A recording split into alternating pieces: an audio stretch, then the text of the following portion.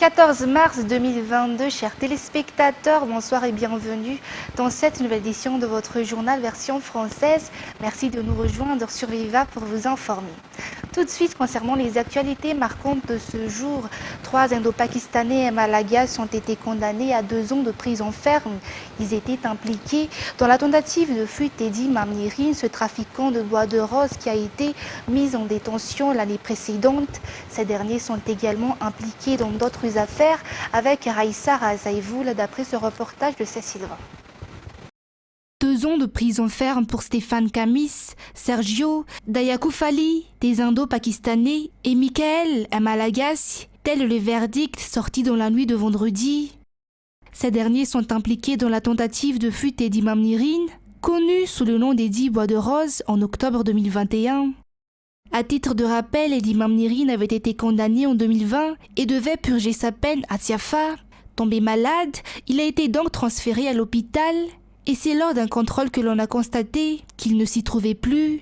Les éléments des forces de l'ordre l'ont arrêté alors qu'il était en fuite. 5 mois après, l'on a découvert que 4 personnes sont impliquées dans cette tentative de fuite. Il s'agit de 3 Indo-Pakistanais et d'un Malagas. Les éléments des forces de l'ordre ont arrêté ces 3 Indo-Pakistanais il y a 2 semaines. C'est lors de cette arrestation que l'on a découvert que ces 3 derniers sont en effet liés à Raissa Razaïvoul, qui fait l'objet de plusieurs enquêtes au niveau de la justice. L'on suspecte donc Raissa Razaïvoul d'être impliquée dans cette tentative de fuite d'Edi Mamnirin. Cette dernière qui est réputée pour ses accointances au niveau de certaines personnes au sein de la justice. D'après nos sources, ce n'est également pas la première affaire dans laquelle les 4 individus condamnés sont impliqués. En effet, ils ont été également mentionnés dans affaires d'exportation illicite d'or et de bois de rose. Et sur un tout autre sujet, afin de soutenir les ménages fortement affectés par la Covid-19 et d'investir dans le capital humain, surtout au milieu urbain, un nouveau programme dénommé Filets sociaux urbains ou FSU a été élaboré. C'est un programme financé par la Banque mondiale. Les ménages urbains pauvres avec des enfants de moins de 5 ans en sont les principaux bénéficiaires, mis à part les transferts monétaires.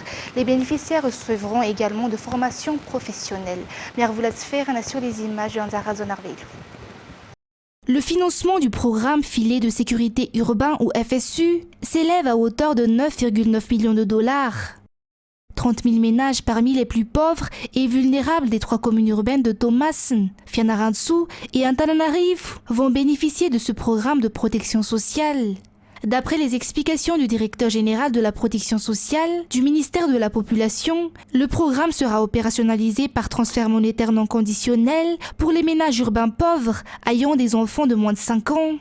Les familles bénéficiaires perçoivent une allocation de 60 000 lariars tous les 2 mois pendant 3 ans, complétée par des mesures d'accompagnement soutenant le développement du capital humain ainsi que l'inclusion productive. Les mesures d'inclusion urbaine à petite échelle se présentent sous forme d'activités argent contre travail ou ACT pour un montant de 4 500 lariars quotidiennement pendant 120 jours dont 40 jours de formation, et cela répartis sur une durée de 2 ans, accompagné de formations professionnelles adaptées aux besoins du marché du travail selon toujours le directeur général de la protection sociale. Le programme Filets sociaux urbains est l'un des programmes de protection sociale dans le cadre du projet Filets sociaux de sécurité pour renforcer la résilience des plus vulnérables de la population à atténuer les effets de la pandémie de Covid-19. Il s'agit d'un programme de protection sociale financé par la Banque mondiale, coordonné par le ministère de la Population et mis en œuvre par le FID. Les vacations des enseignants de 2018 jusqu'à maintenant vont être payées cette année pour les 114 circonscriptions scolaires de Madagascar. Qu'ils soient des employés permanents ou non permanents, tous en bénéficieront d'après les explications des responsables au niveau du ministère de l'Éducation nationale. La totalité des vacations de 2018 à 2020 s'élève à 20 milliards à 300 millions d'ariars. Si pour 2021-2022, elle s'élève à 515 millions d'ariars. Le paiement de ces vacations est déjà inscrit dans la loi des finances initiales 2022, toujours d'après les informations émanant du ministère de l'Éducation nationale.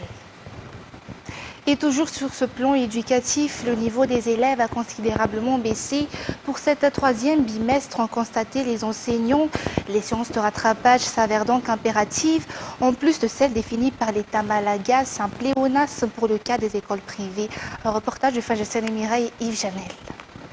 La suspension des activités pédagogiques en janvier et février 2022, due à la propagation de la pandémie de Covid-19 et le passage des cyclones ont impacté le niveau des élèves d'après les enseignants ce jour.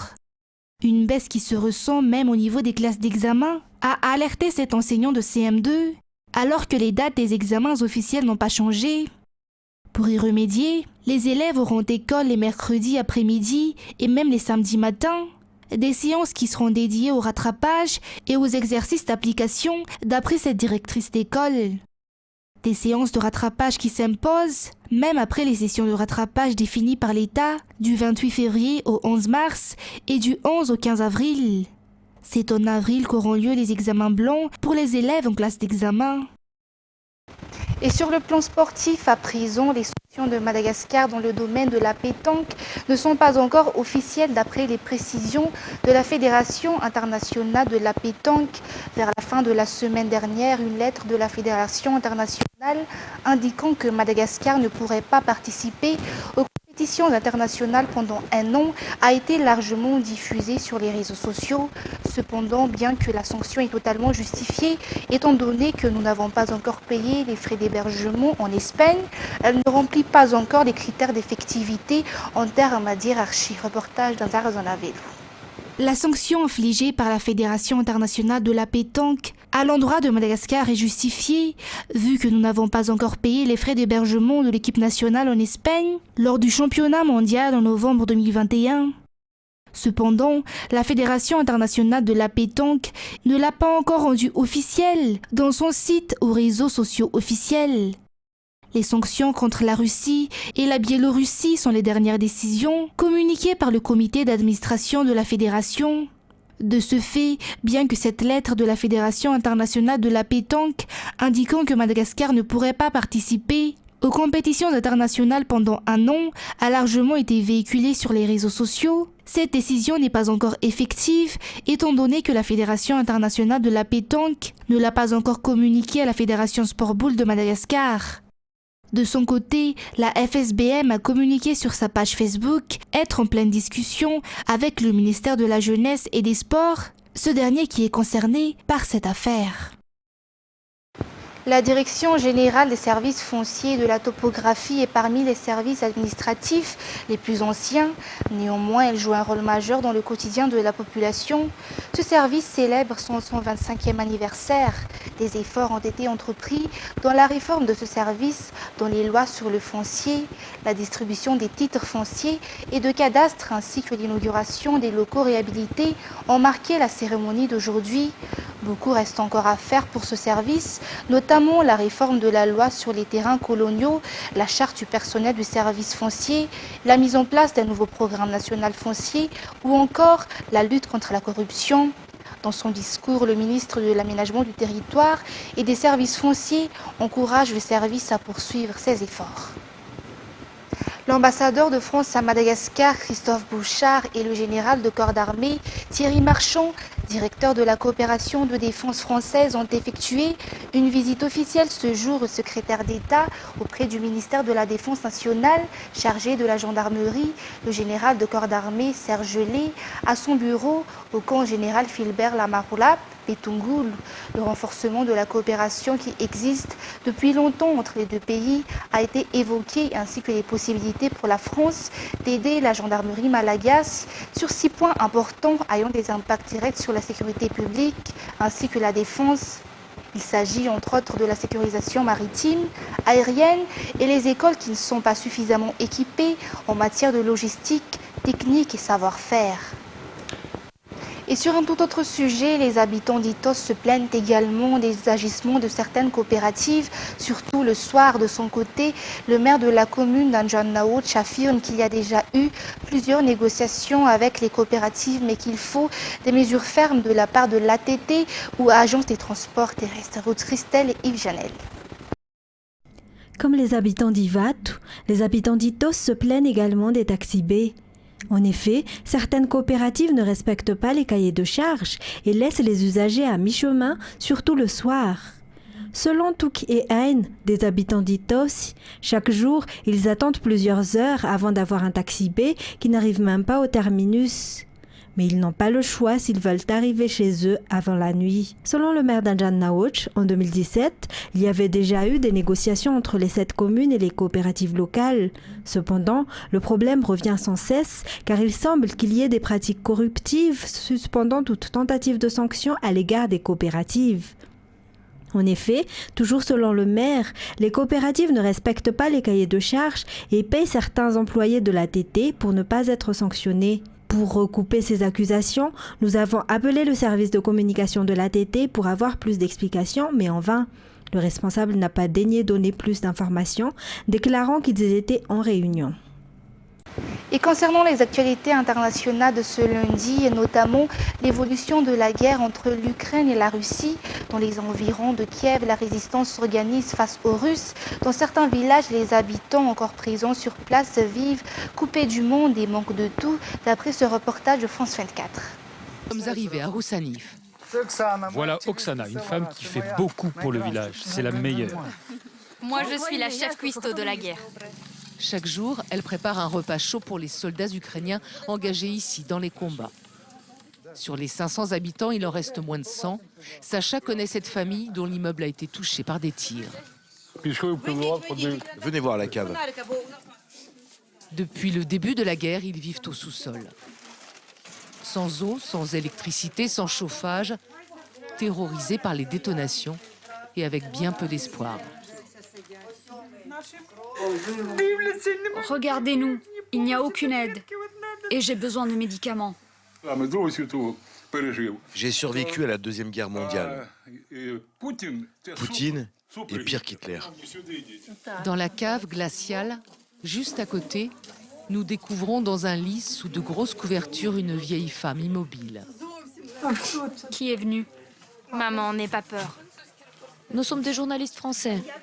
Professeur d'histoire pendant 40 ans dans le village, aujourd'hui terré au fond d'une cave insalubre, sans pouvoir fuir la guerre.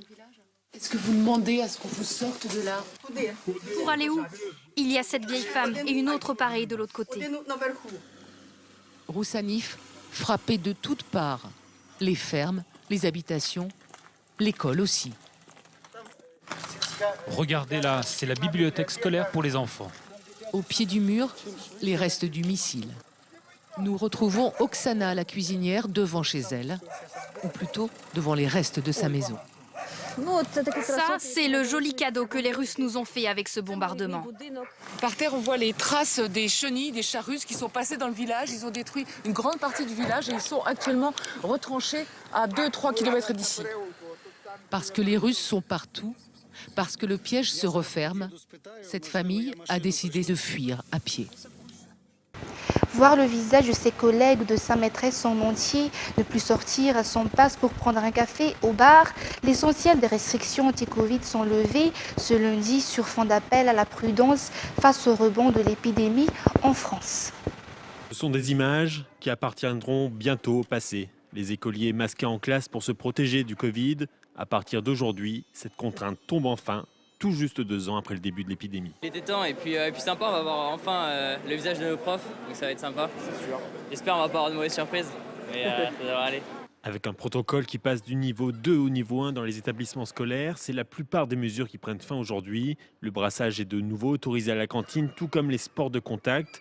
Pour cette directrice d'école, c'est la fin d'une atmosphère pesante. Les enfants ont quand même passé 2 ans vraiment où ils ont été beaucoup stressés. Ils mangeaient toujours à côté du même copain à la cantine, donc il y avait vraiment des règles strictes. Et là, du coup, on va pouvoir réenvisager aussi des sorties, voilà, une sérénité qu'on attend tous. Une sérénité retrouvée pour les plus jeunes et une bonne chose pour cet épidémiologiste, malgré le rebond des contaminations ces derniers jours. Les conséquences quand même psychologiques, psychosociales, voire même tout à fait, je dirais même physiologiques, du port du masque comme ça à l'école prolongée n'a plus beaucoup d'intérêt actuellement. Alors c'est vrai que lever le masque à l'école va refaire circuler le virus, mais ça, bon, il faut être conscient de ça.